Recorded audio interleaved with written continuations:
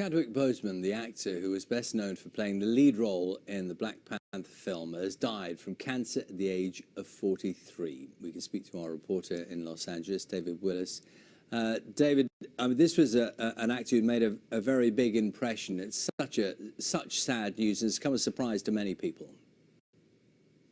It has indeed, Charlie, and he was already a considerable star here in Hollywood, but he was a man seen as having enormous potential in the film industry, having signed a 5-picture deal with Marvel to play Black Panther. That was a film that was a breakthrough in many ways here, not least because it had a predominantly black crew and cast. It was also the first superhero movie to be nominated for a Best Picture Oscar. But in April of this year, there was video of Mr. Boseman on social media in which he looked quite thin, and that prompted speculation from some, because he had never talked about his treatment for colon cancer, that he might be preparing for some sort of film role and losing weight because of that. It's emerged since that he filmed some of his most famous roles, the roles for which he will be best remembered, whilst undergoing surgeries and chemotherapy. David, for the moment, thank you very much.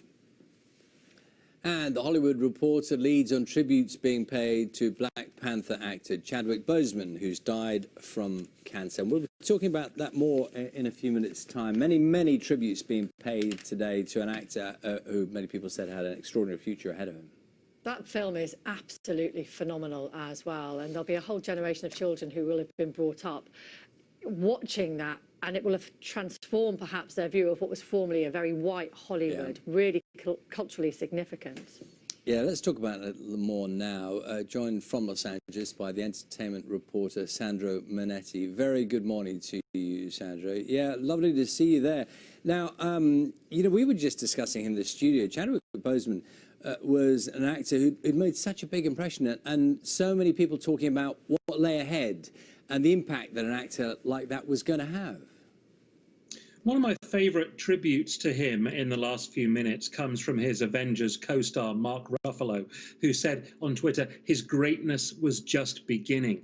And he had an uncanny ability to portray greatness on screen. When you look at his breakthrough role as Jackie Robinson, the baseball player who broke the color barrier. He also played Thurgood Marshall, the first black Supreme Court justice. He played icons like James Brown. And so this combination of dignity and dynamism that he had made him perfect to play Black Panther. And it was a movie which did so much better than everybody expected, and took $1.3 billion at the international box office. It changed the industry. It created a hero to a new generation, and so much more ahead for him, including Black Panther 2, which was due to start filming in early 2021. Sandro, talk to us a little bit about his illness, because often with Hollywood stars or big stars, we feel like we know arguably too much about their lives. But it would appear from what I'm hearing this morning that there wasn't much known about how he was in the run-up to his death. He kept his personal life very quiet. The reports say, oh, he's survived by his wife, Taylor. No one in Hollywood knew they were married. They only got engaged last October, and there'd certainly been no announcement. So he was, for someone who was so public as a Marvel star, he was a very private figure, and he'd chosen to keep his cancer diagnosis secret, as had Kelly Preston, who passed away from breast cancer just a few weeks ago. She was the wife of John Travolta, of course, and he was able to work from 2016 right through to 2020, last on screen in Da 5 Bloods, the Netflix film directed by Spike Lee, all in between chemotherapy and hospital appointments. And yes, what a remarkably brave figure he was. Those who were closest to him knew how brave he was being. The world had no idea. And tell us a little more about the tributes that have come in, because he was only 43. I mean, in itself, it's a tragedy, isn't it? But many people have been affected by the news this morning? From the movie world and the sports world as well, his death was announced on Jackie Robinson Day. And what that is, it's when all baseball games in America pay tribute to Jackie Robinson, the player who broke the color barrier, by wearing his number 42 on their shirts. And sports figures as well as movie stars have joined in the tributes, most of his Avengers colleagues. And I was lucky enough to interview him 3 times.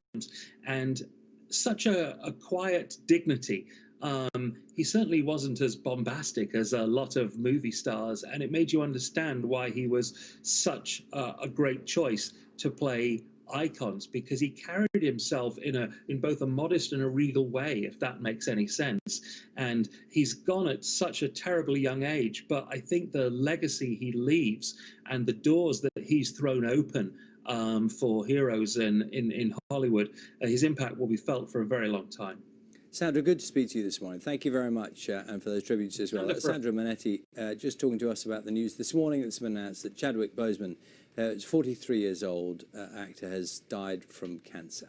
Yeah, very sad news. It's all over social media this morning, as you'd expect, so we'll have more reaction a little bit later on. 13 minutes past 6.